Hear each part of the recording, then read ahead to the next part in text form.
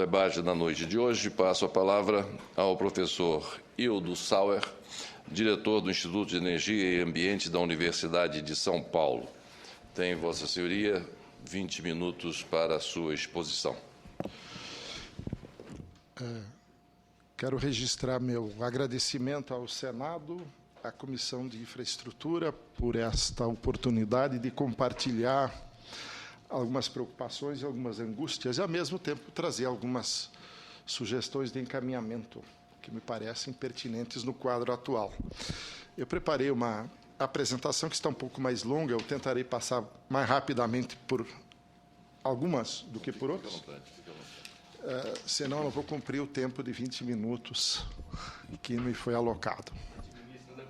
Então, tá bom, muito obrigado. Eu que opero aqui. Muito bem. Eu pretendo desdobrar essa apresentação em alguns tópicos. Não considero possível debater a questão do petróleo sem uma breve mirada no contexto geopolítico e mundial e o papel que ainda remanesce e deverá remanescer como relevante para o petróleo nas próximas décadas, não obstante alguns desdobramentos recentes, como o gás de folhelho nos Estados Unidos, que certamente terá reflexos aqui no Brasil, na Argentina, na América Latina e provavelmente na China, alterando um pouco o ambiente que se encontrava até. De qualquer maneira, importante é reconhecer que nós temos hoje no mundo cerca de 1,7 trilhões de barris de reservas, concentradas substancialmente em algumas regiões estratégicas, e entre as quais o Brasil está emergindo, assim como a África e a Ásia Central, como um dos próximos pontos de relevância, exatamente por causa do pré-sal. Os fluxos do petróleo indicam claramente que, para onde aflui o petróleo em geral, são as regiões onde mais desenvolvimento econômico nós temos tido. E é contrastante notar a mudança estratégica e geopolítica entre 1960, ano em que a OPEP foi criada, e 2010, ou os anos atuais. Em 1960, cerca de 85% das reservas de petróleo estavam sob controle das chamadas grandes companhias internacionais, ou sete irmãs. 14% na mão da União Soviética e apenas 1% não é na mão dos países, das empresas nacionais. Este quadro está exatamente ao contrário no mundo de hoje. Hoje, mais de 78% das reservas de petróleo estão na mão de empresas totalmente estatais, ou pelo menos parcialmente estatais. De forma semelhante, a questão do acesso ao gás natural convencional. E não é surpreendente que o insuspeito Financial Times tenha dito que as 9 sete irmãs não são as 5 filhas da Standard Oil, criadas por Rockefeller, mas as primas Shell e British Petroleum, mas são a Saudi Aramco, a Gazprom, uma empresa majoritariamente estatal, a CNPC, a NIOC do Irã, a PDVSA, a Petronas e também a Petrobras.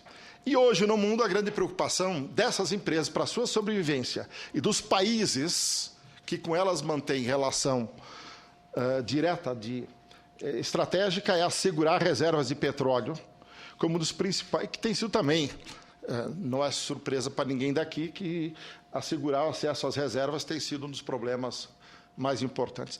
E aqui estão os fluxos de produção, comandado pela Saudi Aramco, a Arábia Saudita, que, junto com seus países co-irmãos na OPEP, tem assumido um papel de coordenação do ritmo de produção para atender a demanda e manter o preço, que muito pouco tem a ver com custo, tem a ver apenas com qual seria a alternativa capaz de substituir o petróleo no contexto econômico e geopolítico atual.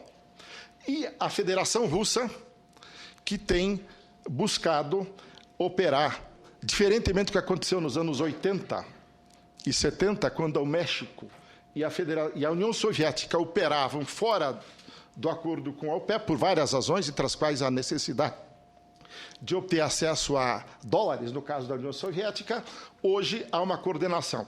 Isto é uma referência importante para um país como o Brasil, que está prestes a se tornar, ou podendo se tornar, um grande ator neste campo, dependendo do que for fazer.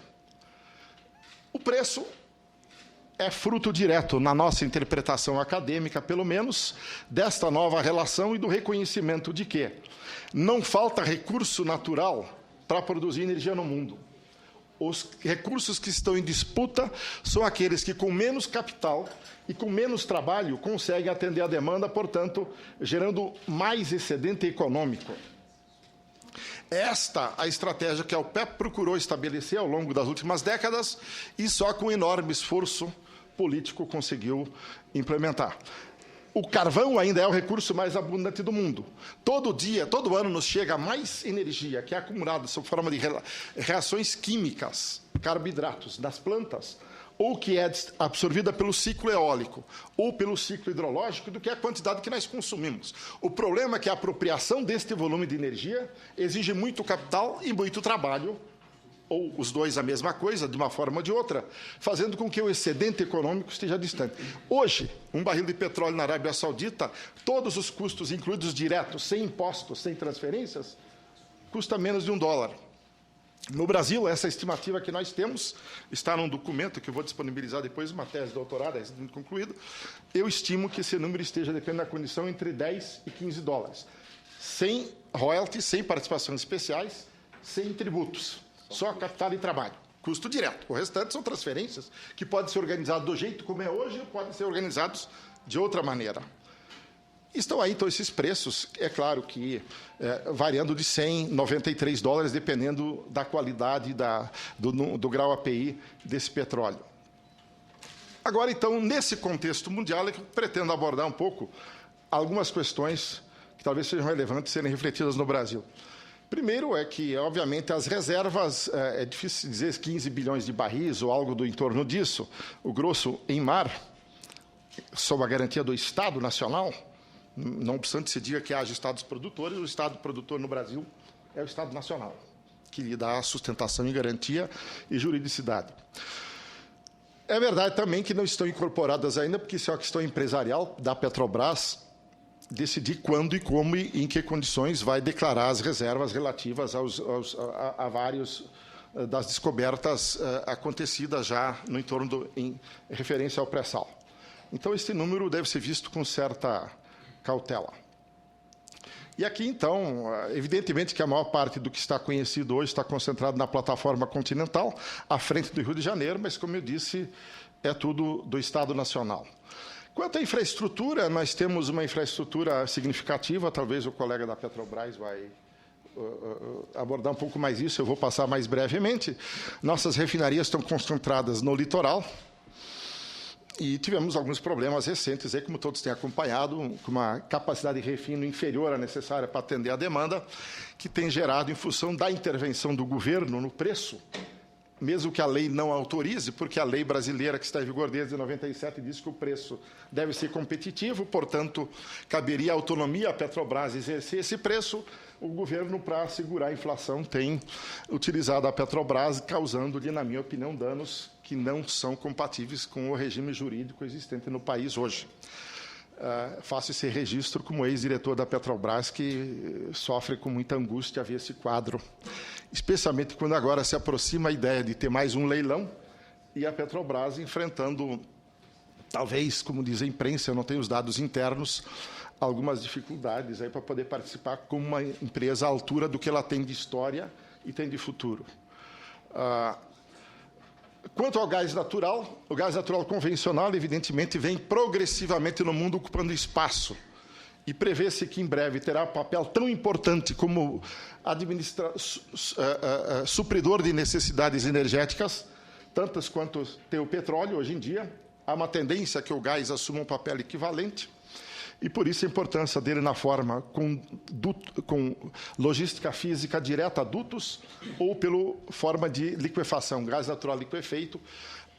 Tem havido, nos anos 90 para 2000 e pouco, a tendência de haver uma convergência entre os preços do gás natural e do petróleo, mas um desdobramento que eu vou mencionar daqui a pouco fez com que isso não se materializasse inteiramente. Só algumas regiões do mundo, especialmente na Ásia, onde o Japão, dependente do gás natural liquefeito para suprir energia elétrica com a remoção da participação da energia nuclear, tem mantido isso. Então, aqui, os fluxos também, evidentemente, de longe no mundo, a Federação Russa, que exporta mais ou menos para a Europa quase 4 milhões de barris equivalentes por dia de petróleo na forma de gás natural, portanto, o dobro do que o Brasil consome de petróleo, é o grande ator nesta área por dutos e, evidentemente, que os países do Oriente Médio, especialmente o Catar e os demais, atuam na área de GNL. Os números do gás natural, novamente, estão aqui as estatísticas oficiais da ANP, mas, mais uma vez, eu acho que é bom ver com cautela esses números, porque nem todos os números foram revelados ainda pelas empresas que têm lá sua estratégia própria. De maneira que também é importante notar que a infraestrutura de gasodutos, depois de mais de 20 anos, o gasoduto Urucu já chega em Manaus, e ainda não plenamente operado para atender às demandas regionais, mas foi o esforço feito pela Petrobras, assim como a malha, que agora, ainda concentrado no litoral, está se assemelhando à indústria de rede, como a que foi feita nos anos 50, 60, 70, depois em 80, quando se integrou a rede elétrica nacional com uma infraestrutura capaz de atender. É evidente que precisamos caminhar através de políticas públicas para a interiorização disso, seja em função do provável e possível desenvolvimento dos recursos de gás de folhelho no país, de shale gas, e também pelos recursos do gás natural associados ao pré-sal, cuja monta ainda está para ser estruturada e colocada na forma de uma política. Como eu disse, os recursos, o mundo vive sob o impacto do debate em torno do shale gas. Aqui, o que o Departamento de Energia americano acha que tem na América do Sul. A nossa visão é um pouco diferente. É evidente que, como eu disse há pouco, o carvão ainda está, e parece permanecer no horizonte até pelo menos 2030, como a fonte que tem um enorme crescimento e participação no suprimento, é a maior reserva mundial de energia, não obstante todo o debate em torno da questão ambiental. E aqui, então, como diz essa manchete de um documento americano, Shale Gas Changes Everything. E parece que, efetivamente, uma das alavancas que permitiu a economia americana lenta e progressivamente sair da estagnação tem sido exatamente o fato de estar conseguindo produzir gás a um custo. Quando o barril de petróleo está a $100, nos Estados Unidos se colocou no mercado barril equivalente sob forma de gás, com algo como $10 o barril, um décimo. E, surpreendentemente, e com uma sorte extraordinária, não sei como classificar isso, coincidência ou o que for, grande parte desses recursos dos Estados Unidos estão posicionados exatamente, notem bem aqui embaixo, o Golfo do México. Eu não sei como é que opera aí, aqui, ó. Aqui o Golfo do México, e nessa região toda que existia infraestrutura já amadurecida e com a ausência de recursos para administrar o gás natural nos Estados Unidos. Eis que, de repente, nessas manchas aqui, é que temos aí os grandes recursos do shale americano. Como eu disse, no Brasil, ele está potencialmente presente em várias, na Bacia do Paraná, na do São Francisco, Paranaíba, Parecis e Amazônia Solimões, fora outras menores. E é por essa razão, note o preço, como eu disse há pouco, é um impacto enorme. Hoje, no mundo, em mercado spot, se comercializa gás natural liquefeito da ordem de $15 a $20 o barril. Inclusive, nós, o Brasil tem importado para atender a demanda das termoelétricas, que estão operando agora, queimando cerca de R$1 bilhão por dia em combustíveis, porque não fomos capazes de construir a tempo usinas a água e a vento, que são de graça. E parte da nossa demanda é garantida importando gás natural liquefeito, e parte com diesel. E tem circunstâncias em que o gás natural liquefeito tem atingido preços superiores ao do próprio diesel. De maneira que... E essa é a lição que vem de lá. Então, aqui, preço em torno de $4, mais ou menos $20 o barril, contra 100. E é interessante notar que nos Estados Unidos esse preço poderia impactar o mercado mundial. Não impacta porque a lei americana de política energética só autoriza a exportação ou reexportação de petróleo ou gás natural mediante autorização pessoal do presidente dos Estados Unidos. Isso não tem acontecido. com o que o preço lá tem se mantido numa posição menor. E aqui, então, só para ilustrar como é que é essa polêmica, há problemas, e por esta razão o meu Instituto de Energia e Ambiente da USP está atualmente desenvolvendo, junto com uma equipe de geólogos que eram do Instituto de Geologia e agora estão no Instituto de Energia e Ambiente, 6 ou 7 pessoas, começando a desenvolver uma proposta de um projeto estratégico para contribuir. Nós pretendemos fazê-lo, mas não sozinhos, evidentemente, contribuir na avaliação do potencial de reservas de gás nas unidades de folheiro do Brasil, com destaque para as áreas que estão próximas do centro de consumo, como, por exemplo, a Bacia de São Francisco, Paranaíba, do Paraná, e onde há infraestrutura de gasodutos. A ideia é que a gente possa fazer essa avaliação do shale gas, evidentemente em cooperação com quem for, a Agência Nacional de Petróleo, Petrobras, ou outras empresas que tiverem interesse. Estou dando uma notícia, nós estamos trabalhando nisso há mais de um ano já, para fazer vários estudos que são técnicos, esses aí, de medir o teor de matéria orgânica, caracterizar, buscar informações nas regiões onde tem afloramento do shale, da estrutura de folhelho no Brasil, e onde também já existem, em função de perfurações antigas, desde a antiga Paulo e Petro e outras mais, há amostras daquela estrutura geológica que a gente está recuperando o que for possível para, então, fazer essa avaliação técnica. É necessário ter, se a gente for aprender com as polêmicas hoje desenvolvidas nos Estados Unidos, ter uma avaliação pré, durante e pós-exploração, para ver a questão ambiental. Eu acho que é necessário ter um mapeamento de toda a caracterização de como é que está hoje a situação, de todos os ecossistemas associados a isso, para que se possa, daqui para frente, depois, ter o acompanhamento exato se e quando esse projeto for avançar. É necessário também desenvolver novas técnicas de extração, as que tenham menor impacto ambiental, e aí nós estamos desenvolvendo alguns acordos de cooperação com universidades da Inglaterra e principalmente dos Estados Unidos, naquela região de produção. E é preciso também debater a política pública para que a gente possa ter um processo sustentável de produção e de exploração desse gás, definir o mercado potencial e quais são as estratégias logísticas, as incertezas de investimentos. Sem dúvida, paira no ar um risco de cartelização, que precisa ser visto também, e também ter os impactos no mercado mundial de gás e os sistemas regulatórios. Então, essa é a história do shale gas. Eu agora quero voltar um pouco ao cenário mundial do petróleo para mostrar isso aqui. Nós hoje produzimos cerca de 90 e poucos milhões de barris por dia. As atuais campos produzem isso. Isso aqui vai ter que entrar. E aqui tem uma das muitas avaliações sobre quanto já foi descoberto, quanto está descoberto e quanto é a demanda, mostrando aquele número que eu já tinha mostrado antes, de que, não obstante o impacto do shale gas, a única alternativa que poderia hoje, em condições normais, substituir a demanda por líquidos, com a atual estrutura de produção e consumo, seria a liquefação de carvão, que não, por coincidência, teria um custo da ordem de $80 a $100 o barril equivalente, fora o impacto ambiental. E aqui é importante lembrar, as últimas grandes descobertas dos últimos anos, a dos últimos 30, mais impactante, foi a consolidação de um longo esforço conduzido no âmbito da Petrobras, de várias décadas, mas que se materializou a partir de 2005, de consolidar a descoberta de Tupi, de Guará, abrindo uma nova grande fronteira mundial, que é o que eu acho que merece uma reflexão mais profunda do que a que nós temos tido no Brasil até agora, quando substancialmente nos remetemos a engalfinhamentos em parlamentos e na imprensa sobre o que fazer com 10% ou 15% dos royalties, quando, na minha opinião, devemos discutir 85% do valor da petróleo, porque possivelmente o custo, capital e trabalho será menos do que 15%. Acho que nós temos que ter uma definição clara de quanto é o volume de petróleo que nós temos no Brasil, concluir o processo exploratório.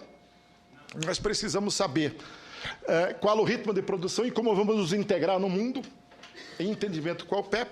Temos que resolver os problemas da cadeia produtiva. A Petrobras tem buscado fazer um trabalho incessante de orientar a construção da cadeia produtiva mais sozinha. E como eu disse antes, alguns dos problemas que temos tido com a intervenção do governo nela, me parece que não têm sido muito favoráveis, de forma que... E aqui, só para explicar, Por que o petróleo mantém essa excelência? Primeiro porque, quando o coronel Drake foi buscar petróleo na Pensilvânia, logo depois, a gente gastava o equivalente a 1 barril para encontrar 100.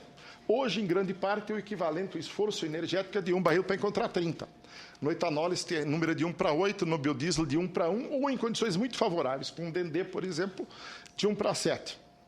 E, como já disse, os custos diretos, capital e trabalho de produção, continuam muito baixos, e o preço tem oscilado entre 60 e 150 dólares por barril. E aqui está o quadro. Esse quadro é interessante porque ele mostra, dos cerca de 3 trilhões de barris que se espera que existam no planeta Terra convencionais, nós já tiramos um pouco mais de 1 trilhão e 300 bilhões, temos no horizonte de 1 trilhão e 700 bilhões, mais ou menos, e as alternativas estão aqui. A maior de todas seria o tal do Coal to Liquid, CTL, com um custo variando de cerca de 80 a 100 e tantos dólares. Se converte carvão mineral, como Hitler fez durante a Segunda Guerra Mundial, usando o hidrogênio da água ou de outra fonte, em líquidos de qualquer natureza. O problema, ele existe em grande quantidade, tem o problema ambiental, mas você pode produzir uma gasolina, um diesel, um GLP da melhor qualidade com controle químico do processo. O problema é o custo. O barril equivalente vai custar da ordem de 80 a 100 dólares. E, na minha leitura, usando a teoria econômica, pelo menos aquela que eu pratico, existem outras, é isso que está fixando, com toda a franqueza e honestidade, porque nem todo mundo tem que acreditar nos processos que eu tenho buscado. Então, é isso que permite que quem controla as reservas, as novas 7 irmãs, façam um ritmo judicioso de produção para coordená-lo com a demanda e manter a extração de renda. É uma questão importante estrategicamente para o país, entendo eu. E, nesse contexto, se coloca, então, o debate em torno dos modelos. Nós tivemos um debate um tanto quanto assodado, porque houve urgência urgentíssima e urgência, na minha opinião, desnecessária. Acho que um debate mais amplo em torno do novo regime para partilha, concessão, ou o que eu, com toda a honestidade, defendo é a prestação de serviços, que me parece que é o melhor. Nós temos 2 construções históricas da maior relevância para a história brasileira. A descoberta do pré-sal é apenas uma, porque a maior é a própria Petrobras, que permitiu descobrir o pré-sal e construir a lógica para a sua existência. Então, são os 2 grandes patrimônios brasileiros que eu acho que podem ser combinados mediante um contrato de prestação de serviços, mudando o regime regulatório, tendo o governo como definidor das grandes políticas do ritmo de produção, a Petrobras como executora. E a primeira grande coisa de fazer isso seria saber, o Brasil tem na sua costa 50 bilhões de barris, como é possível, provável, os anunciados não chegam a isso ainda, mas é possível. Temos 100 bilhões de barris, temos 200 ou 300. Cada situação dessas nos coloca numa outra posição estratégica em escala mundial, para conversar com a OPEP, para conversar com a Rússia e conversar com os demais. E acho que essa é a questão fundamental. E minha estimativa é de que isso custaria em torno de 6 bilhões de dólares apenas. Equivalente ao que nós estamos queimando de combustível para sustentar o sistema elétrico este ano só.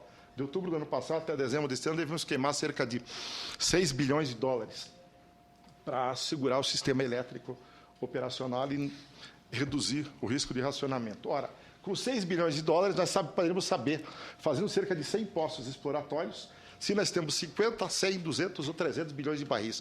Se somos equivalentes à Arábia Saudita ou se somos um país médio, como muitos deles, Líbia, Iraque, Irã, estão no outro patamar. Mas, enfim, essa é uma pergunta importante. E eu entendo que o melhor regime é o regime de prestação de serviço, pelo qual a Petrobras receberia livre de impostos entre 15 e 25 dólares por barril. O excedente econômico iria para o Tesouro Nacional para fazer política pública tão carente do país. Como eu disse, esse é o processo pelo qual nós produzimos 3 leis a partir de 4 projetos. Aqui o anúncio com que o mundo recebeu o Brazil's Big Find. Ele foi saudado como um grande desdobramento, não se sabendo até que ponto nós iríamos, se saímos dos 15 bilhões de barris para 20, com o primeiro anúncio de 5 a 8 bilhões, para 40 a 50, ou se poderemos estar aqui em cima. A Petrobras tem anunciado em seus planos estratégicos, apenas reproduzir um aqui, indicando que nós seremos um exportador de petróleo significativo nos próximos 5, 6 anos. A empresa OGX tinha anunciado que estaria produzindo em 2018, 1.400.000 barris por dia, equivalente ao que a Líbia exportava antes da invasão. E de maneira que tudo isso me parece uma situação extremamente importante do ponto de vista estratégico para o país. E aqui, esse quadro é um pouco poluído, porque é pequeno, mas eu quero chamar a atenção à questão dos valores. Isso aqui é retirado dos relatórios sociais e ambientais da Petrobras, reproduzindo o chamado valor adicionado. Porque as estatísticas para onde está indo a riqueza do petróleo não estão muito claras. Essa tese de doutorado aqui, que eu disponibilizei no site, discute um pouco esses números, faz análises, mas esse número eu trago isso aqui mais como informação. Em 2010, por exemplo, o excedente econômico, isto é, a diferença entre o que a Petrobras vendeu e todos os insumos que ela utilizou, que não gerados por ela e por seus sócios, que são os bancos que a financiam, sua mão de obra, os acionistas e os governos que lhe dão sustentação e segurança jurídica, o excedente foi da ordem de 100 e poucos bilhões de reais. O pessoal foi daqui, ano passado, 2011, 20 bilhões, os governos se apropriaram de 100 bilhões de barris, obrigado, 100 bilhões de reais, cerca de 50 bilhões de dólares, que foram como royalties, participações especiais, imposto sobre a renda, contribuição social sobre o líquido e todo o conjunto de arrecadações. Eu estou dizendo que nós estamos queimando o petróleo das gerações futuras e não necessariamente construindo a infraestrutura que seria desejável com este recurso que é único e renovável. E aqui está, então, o debate. Em 2010, cerca de 20 bilhões foram apenas sob a forma de royalties, participações especiais, dos quais 10% a 15%, até agora 10%, tem sido objeto de incessante debate, na minha opinião, tergiversando um pouco sobre o real fundamento. E eu fiz aqui um pequeno exercício muito simplório. Se nós temos 100 bilhões de barris e queremos produzi-los em 40 anos, nós, por ano, assumindo que vendamos o petróleo a $45 e que seu custo, capital e trabalho sejam 15, portanto, $60 por excedente por barril, teremos 300 bilhões. Se nossa reserva é 200 bilhões, teremos 600 por ano. Se forem 300 bilhões, nós teremos 900 bilhões de reais por ano, que é superior à arrecadação líquida do sistema público, que está com um PIB da ordem de 2 trilhões, no entorno, essa estatística um pouco anterior, de 800 bilhões, e nós temos tido uma possibilidade de investimentos públicos da ordem de apenas 5% disso para acrescentar nova infraestrutura. De maneira que eu acho que isso aqui faz nos refletir. Como é importante saber quanto petróleo temos, qual o ritmo de produção que nós queremos fazer. E aqui é importante a cronologia do pré-sal, dizer que a formulação do modelo geológico vem de décadas. Tive a honra de participar da diretoria da Petrobras, que decidiu finalmente fazer a reentrada num poço que deu seco, para perfurar a camada de sal. E aí veio tudo isso daqui. Em qualquer lugar do mundo, quando você confirma uma nova província geológica ou estratégica, concluir o processo exploratório para saber quanto é que nós temos. Em outras condições, sim. E por isso se justifica dizer, olha, vamos saber quanto petróleo tem e mudar o modelo. Essa é a minha proposta. Quando há risco geológico elevado, o regime de concessão é apropriado. Quando o risco geológico é relativamente baixo, ou depende do ritmo institucional que nós temos, o regime de partilha é aceitável. Eu acho que o caso brasileiro, tendo a Petrobras e tendo o pré-sal, me parece que o mais razoável seria... E por isso que eu estou citando, a descoberta do pré-sal vem do esforço longo de muitos governos que sustentaram a Petrobras e da população que clamava na década de 40 e 50. O petróleo é nosso, quando só tinha sonho. Agora que tem tanto, a gente parece que tem dúvidas do que vai fazer, como e quando. Então, aqui as concessões que nós já demos no governo Lula e Fernando Henrique, o número de blocos e área licitada, parte disso já tem o processo exploratório concluído, parte não tem. Então, não sei ainda quanto petróleo de pré-sal e de pós-sal estão nesses blocos e nessas áreas já concedidas. Eu acho que antes de abrir novas licitações, era importante ter uma noção mais clara de qual é o horizonte. E por isso, então, para encerrar, senador, eu acho que o modelo que foi aprovado aqui, ele pode ser aperfeiçoado, porque vejo que a decisão está muito centralizada na mão da presidência, monocrática, ouvindo apenas o CNPE, que, mal ou bem, é constituído só de pessoas nomeadas diretamente pela própria presidência. Acho que o Congresso e a sociedade em geral estão muito ausentes. Ao não concluir o processo exploratório, nós mantemos uma aura de risco, o que sempre é precificado contra. Nesse processo agora, se ele não for cancelado, e eu proponho que se cancele, a licitação que está proposta agora para dia 14 e 15 de maio, pelas circunstâncias que estou expondo, certamente isso aqui vai aparecer. Há necessidade de coordenar a produção com o mercado internacional e aporte de recursos que a exportação pode dar para um Plano Nacional de Desenvolvimento Econômico e Social. E eu acho que o modelo somente vai aportar como ele está hoje, apenas o Fundo Social só vai pingar dinheiro significativo daqui a quase uma década, apenas daqui a uns 8, 9 anos.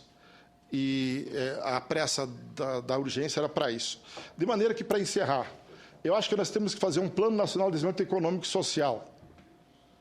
Nós sabemos quanto precisamos investir em saúde, em educação pública, quanto nos custa a reforma urbana, o saneamento, o transporte, a inclusão digital, as ferrovias, a reforma agrária, toda a infraestrutura, a ciência e tecnologia, a proteção ambiental, a transição energética. Ela pode ser financiada substancialmente com a renda do petróleo, desde que nós façamos um plano para isso. Eu acho que deve vincular a produção ao financiamento deste plano, não é difícil ser feito.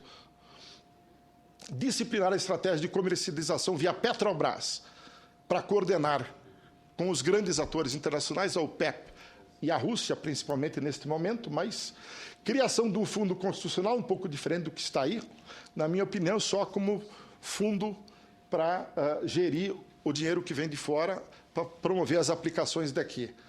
Alguns fatores estratégicos de alto conteúdo tecnológico provavelmente deverão ser buscados via intercâmbio para cumprir esse plano aqui, especialmente com a China e outros países. E uma coisa fundamental, eu não sei por que esse assodamento ia arrancar o petróleo de lá e converter em moeda. Eu pergunto, em que moeda nós vamos guardar esse valor? Vamos converter o petróleo em dólares, em yuan, em euros? Investir em quê? Em que fundos lá fora? Em que países? Ou vamos comprar recursos de petróleo na Ásia Central e na África? Não me parece muito. Por quê? Minha leitura do quadro estratégico, não obstante as observações que eu fiz em torno do shale gas, é de que existe uma alta probabilidade de que nas próximas 3, 4, 5 décadas o valor do petróleo se mantenha elevado, faça dificuldade de substituí-lo com ampla extensão e possibilidade ambiental, de maneira que ele lá de baixo, com tecnologia assegurada, que uma empresa pronta e capaz de intervir e transformá-lo em moeda no ritmo necessário, que é a Petrobras. Petróleo debaixo do subsolo provavelmente vai ter mais valor e valorizar mais do que qualquer investimento financeiro em qualquer moeda. Porque, na minha leitura, ganham todos, menos o povo brasileiro, se nós arrancamos o petróleo lá de baixo e o convertemos em fundos, em moeda. Exceto aquela necessária, como eu proponho aqui, para financiar um Plano Nacional de Desenvolvimento Econômico e Social, para resgatar o nosso país das mazelas da educação, tem um programa de educação pública, de saúde pública, de reforma urbana, que inclui todo um conjunto de coisas, de reforma agrária, da transição energética, por quê?